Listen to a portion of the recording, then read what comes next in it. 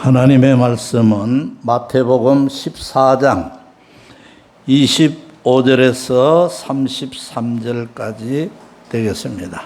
밤 사경에 예수께서 바다 위로 걸어서 제자들에게 오시니 제자들이 그가 바다 위로 걸어오심을 보고 놀라 유령이라 하여 무서워하여 소리 지르거늘 예수께서 즉시 이르시되 안심하라 나니 두려워하지 말라.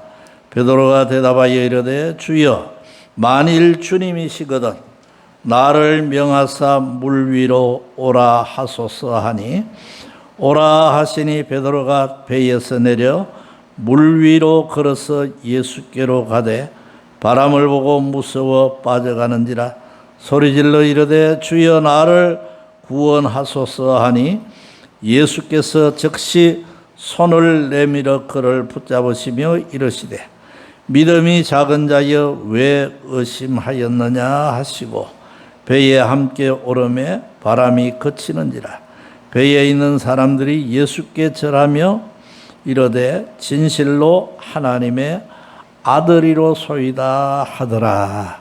아멘. 세세 무궁토로 존귀와 영광을 받으시기에 합당하신 하나님 아버지, 8월 세 달을 저들에게 허락하시고 오늘 첫 주일 또 하나님 앞에 예배할 수 있도록 축복하셔서 감사합니다. 우리의 허물과 죄를 주의 등 뒤에 돌리시고 오늘도 은총의 낯을 저들에게 향하여 주시옵소서. 말씀하여 주시고 또 하늘의 은혜로 인하여 기뻐하며 주의 뜻을 이루는 저들이 되게 하여 주시옵소서. 부득이하여 나오지 못하고 있는 많은 분들을 기억하시고 하나님께서 있는 곳에서 또한 은혜를 베풀어 주옵소서. 예수님의 이름으로 기도하옵나이다. 아멘. 오늘은 이상과 현실, 현실과 이상, 그런 제목으로 말씀을 나누면서 은혜를 받고자 합니다. 창세기 1장 26절에 보면 하나님께서 우리 인간을 창조하실 때에 좀 특별한 존재로 지으셨다, 그렇게 기록되어 있습니다. 하나님께서 여세 동안 순서대로 질서 있게 만물을 창조하시고 맨 마지막 순간에 인간을 창조하셨습니다. 그런데 창세기 1장 26절에 하나님께서 말씀하시기를 내가 사람을 창조하되 우리의 모양과 우리의 형상을 따라 만들겠다 그러셨습니다. 그래서 인간은 독특한 점이 하나님의 형상을 따라 지음받았다라고 하는 점입니다. 이것은 짐승이나 혹은 다른 피조물에서는 찾아볼 수 없는, 그래서 우리 인간은 육체와 더불어 또 영혼을 가진 그런 특별한 존재로 지으셨다는 것입니다. 하나님께서 인간을 하나님의 형상으로 지으셨다고 하는 것은 하나님과 교제할 수 있는, 하나님께 예배할 수 있는, 하나님의 주시는 신령한 은혜를 받을 수 있는 존재로 지으셨다는 것입니다. 그래서 우리 인간은 육체의 필요뿐만 아니라 이 영적인 필요가 채워질 때에 만족함을 느끼게 되어집니다. 여러분 가만히 생각해 보십시오. 호랑이나 혹은 소나 말이나 이런 짐승들은 그저 배부르고 평안하면 만족합니다. 그러나 우리 인간은 아무리 좋은 음식을 먹고 좋은 집에 살아도 그것으로 만족하는 존재가 아니에요. 왜 그러냐면 우리 속에는 하나님의 형상이 있기 때문에, 하나님과의 교제가 이루어지고 하나님의 주시는 은혜를 충만히 받을 때에 우리가 만족함을 느끼게 되어져요. 마태복음 4장에서 예수님도 이것에 대해서 말씀하셨습니다. 사람이 떡으로만 사는 것이 아니요 하나님의 입으로 나오는 말씀으로 살 것이니라. 여기에 떡은 무엇을 의미할까요? 떡이라고 하는 것은 육체의 필요를 채우는 대표적인 음식을 얘기하죠. 그래서 우리가 이 땅에 사는 날 동안 육체를 가지고 있는 동안에는 물질적인 필요가 늘 채워져야 돼요. 다시 말하면 돈이 있어야 돼요. 먹는 음식이 있어야 돼요. 또 입는 옷이 있어야 돼요. 이런 것들이 다 육체적인 필요죠. 자, 그러면 우리가 육체적인 필요만 채워지면 다 되느냐? 그렇지 않아요. 그 다음에 말씀하시기를 하나님의 말씀으로, 하나님의 말씀이라고 하는 것은 영적인 필요를 채우는 신령한 것들을 뜻해요. 그래서 우리 인간은 하나님과의 관계가 제대로 맺어지고 또 시를 때를 따라 주시는 하나님의 은혜를 충만히 받을 때에 우리가 정말 만족함을 느끼게 되어지죠. 유물론자들은, 이 공산주의자들을 비롯한 유물론자들은 영적인 필요를 인정하지 않아요. 영혼의 존재를 믿지 않아요. 그래서 저들은 이 물질적인 세계의 어떤 풍요를 이루어서 유토피아를 이루겠다 그래요. 그러나 그건 불가능입니다. 아무리 사람이 풍요롭게 살고 또 좋은 집에 살고 좋은 옷을 입고 살아도 그 육체적인 필요를 다 채운다고 해서 유토피아가 이루어지는 것은 아니라는 것이죠. 그래서 이 사상은, 유물론 사상은 이건 사탄의 사상이에요. 이건 하나님의 말씀이 아니에요. 자, 그래서 우리 인간은 이제 영적인 존재, 하나님의 형상대로 지음받은 존재인데, 그래서 때를 따라 우리가 하나님의 은혜를 받아야 되고 특별히 말씀의 은혜를 받아야 될 줄로 믿습니다. 이 예배를 통해서, 우리가 드리는 예배를 통해서 우리가 사실은 하나님께 드리는 것도 있지만 하나님께 받는 거예요. 은혜를 받는 거예요. 특별히 말씀의 은혜를. 제가 좋아하는 말씀 가운데 예레미야 15장 16절에 보면 내가 주의 말씀을 얻어먹어 싸우니 주의 말씀은 내게 기쁨과 내 마음의 즐거움이니이다. 여기에 이 말씀, 내가 주님의 말씀을 얻어먹었습니다. 마치 우리가 음식을 먹는 것처럼 영적으로 우리가 하나님의 말씀을 먹는다는 거예요. 그래서 우리의 경험으로 봐도 그래요. 이 한 시간의 예배를 통해서 정말 충만한 은혜를 받으면 맛있는 음식을 잘 먹었을 때 만족하는 것처럼 뭔가 영적으로 막 만족해요. 감사해요. 근데 이 예배를 통해서 말씀의 은혜를 받지 못하면 막 뭔가 배고픈 것 같은 그걸 느끼잖아요. 그래서 우리 인간은 영적인 존재라고 하는 거, 이 한 시간의 예배가 얼마나 중요하다고 하는 거, 우리 목사님들의 책임이 얼마나 중요하다고 하는 것을 다시 한번 생각해야 돼요. 자, 이렇게 인간은 하나님의 형상으로 지음받은 특별한 존재이기 때문에 뭔가를 깊이 생각하게 되고 뭔가를 고상한 것을 추구하는 그런 존재가 된 것입니다. 그래서 이상이라고 하는 것은 바로 그런 과정에서 생겨나는 것이라고 할 수 있어요. 이상이라고 하는 것은 뭐냐 하면 좀 어려운 말 같지만 국어 사전에 찾아보니까 이렇게 되었어요. 내가 그렇게 되었으면 하고 마음에 그리며 추구하는 최상의 것, 혹은 최선의 목표, 내가 마음속에 이걸 그리는 어떤 그런 세계, 그런 목표, 이걸 이상이라고 한다는 거예요. 헬라 철학에서는 이 이상이라고 하는 것을 이데야라고 합니다. 이데야, 이상세계. 이 현실 세계가 아니라 정말 바라는 어떤 이상세계를 이데야라고 그래요. 이데야. 우리 동양에서는, 이 유교를 비롯한 동양 사상에서는 무릉도원, 이 세상에 이렇게 시끄럽고 복잡하고 이런 세상이 아니라 뭔가 신선이 노는 것 같은 이상세계, 그걸 무릉도원이라고 표현을 했어요. 그럼 그건 실제로 이 세상에서 실제로 존재하는 그런 세계는 아니지요. 그래서 이상세계와 현실은 다르다고 하는 것을 우리가 경험을 통해서도 알고 있어요.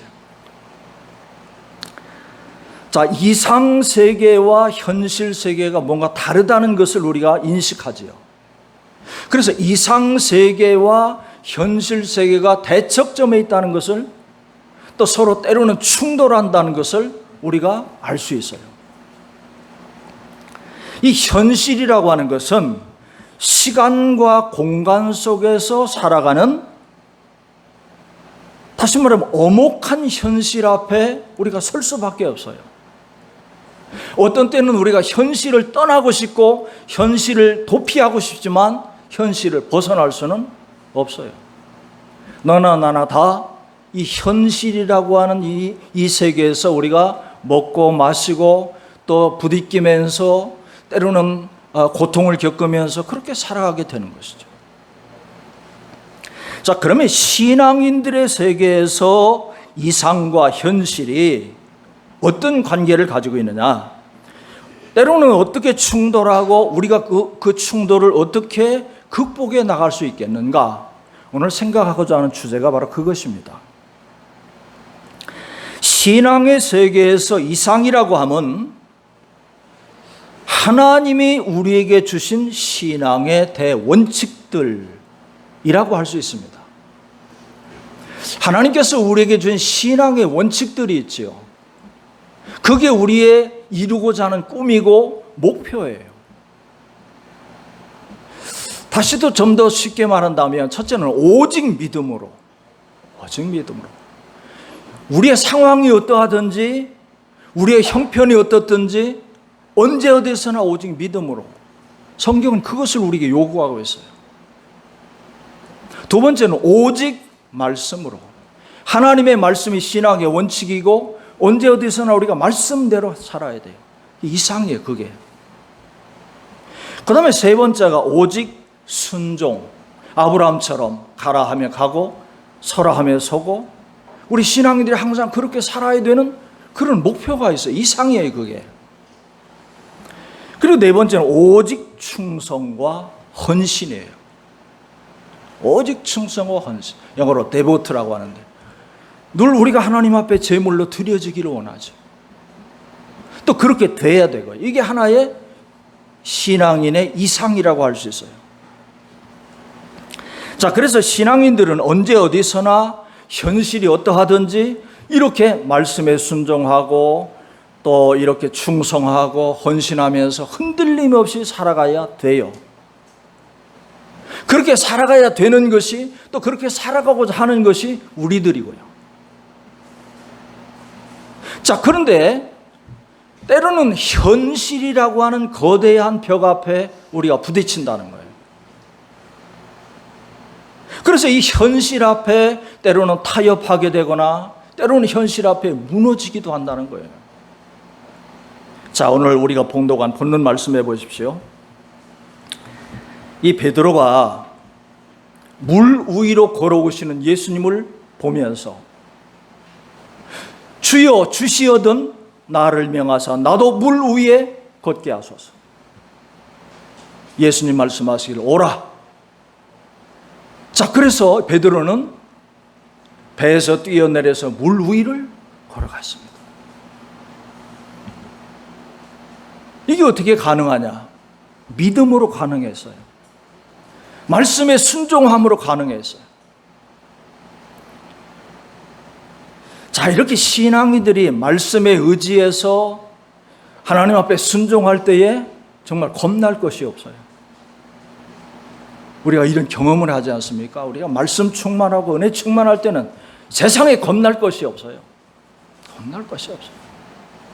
마치 골리앗 앞에 다윗처럼, 비록 어린 소년이지만 거인 장수지만 다윗은 믿음으로 하나님의 영광을 위해서 나가기 때문에 두렵지 않았어요. 믿음으로 걸어가는 거예요. 믿음으로 달려가는 거예요. 물 위로 걷는 베드로가 바로 그런 믿음으로. 자, 이렇게 물 위로 걸어갈 때에 정말 부러움의 대상이 되었겠죠. 다른 제자들보다 야, 베드로 좀 봐. 대단하지 않아? 베드로 좀 봐. 아마 베드로 자신도 어깨가 으쓱했을 것입니다. 아, 내가 이런 사람이야. 대단하지 않아? 나 이런 사람이야. 그랬을 거예요. 속으로. 자, 근데 이게 오래 가지를 못했어요. 30절에 보니까 그러나 영어로 but 이게 항상 문제. 그러나 이 현실이라고 하는 벽이 거대한 벽이 다가올 때에 두려워하게 되고 의심하게 되고 그래서 시험에 들게 된다는 것이에요. 바람을 보고 무서워 빠져가는지라. 자, 여기에 바람은 무엇을 의미할까요? 이 바람이라고 하는 것은 눈앞에 다가오는 엄혹한 현실, 우리를 믿음에서 무너뜨리려고 하는 이 가혹한 것들, 이런 것들을 대표하는 것이라고 할 수 있습니다. 자, 우리가 이 믿음의 이상을 가지고 살지만 때로는 우리 앞에 닥쳐오는 이 거대한 파도와 이 바람을 보면서 이거 빠져가면 어떻게 하지? 그래서 이 현실 앞에서 두려워하게 되고 의심하게 되어지고 그래서 시험에 들고 때로는 물에 빠지게 되어진다는 것입니다. 자, 이렇게 물속에 빠져가게 될 때에 베드로는 주여 나를 구원하소서. 나를 구원하실 주님밖에 없습니다. 그렇게 주님께 도움을 요청하게 되었죠. 자, 여기에서 우리가 생각해 봅니다. 이 베드로, 이렇게 바람을 보고 무서워 빠져가던 베드로, 그것이 우리들의 모습은 아닐까? 우리가 현실을 뛰어넘어서 정말 계속해서 무리를 걸어가야 되는데 때로는 그렇지 못할 때가 많습니다. 우리가 예수 믿고 구원받았다고 해서 한순간에 완전해지는 것은 아닙니다. 우리가 예수 믿고 헌신하고 목사가 되고 사모가 됐다고 해서 완전해진 것 아닙니다. 계속해서 현실이라고 하는 거대한 벽이 우리 앞에 다가와요. 그래서 시험에 들게도 돼요. 의심하고 무너지게 되기도 해요. 그래서 계속해서 이 영적인 싸움이 있을 수밖에 없고 주여 나를 구원하소서 그렇게 부르짖을 수밖에 없습니다. 로마서 7장 22절에 보면 바울은 오호라 나는 곤고한 사람이로다. 누가 나를 이 사망의 몸에서 건져낼꼬. 대사도이지만 이 다가오는 현실 앞에서 때로는 좌절하고 내 마음으로는 하나님의 뜻을 이루어드리기를 원하는데 이게 제대로 되지 않아서 고민하는 그런 모습을 보여주고 있죠. 선을 행하기 원하는 나에게 악이 함께 있고 현실을 뛰어넘어 오직 믿음으로 살기 원하는 나에게 이 머뭇거림과 세상과 타협함과 그걸 보면서 좌절하고 있어요. 제가 즐겨 부르는 복음 찬송 중에 이런 노래가 있습니다. 낮엔 해처럼 밤엔 달처럼 그렇게 살 순 없을까. 욕심도 없이 어두운 세상 비추어 온전히 남을 위해 살듯이 나의 일생에 금이 있다면 이 땅에 빛과 소금 되어 가난한 영혼 지친 영혼을 주님께 인도하고픈데 나의 욕심이 나의 못난 자가 언제나 커다란 짐 되어 나를 짓눌러 나를 곤고케 하니 예수여 나를 도와주소서. 주의 사랑은 베푸는 사랑, 값없이 거저주는 사랑.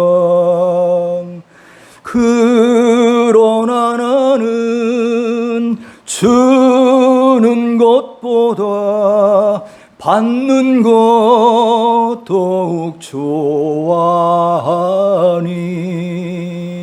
나의 입술은 주님 닮은 듯하나 내 마음은 아직도 추하여 받을 사랑만 계수하고 있으니 예수여 나를 도와주소서.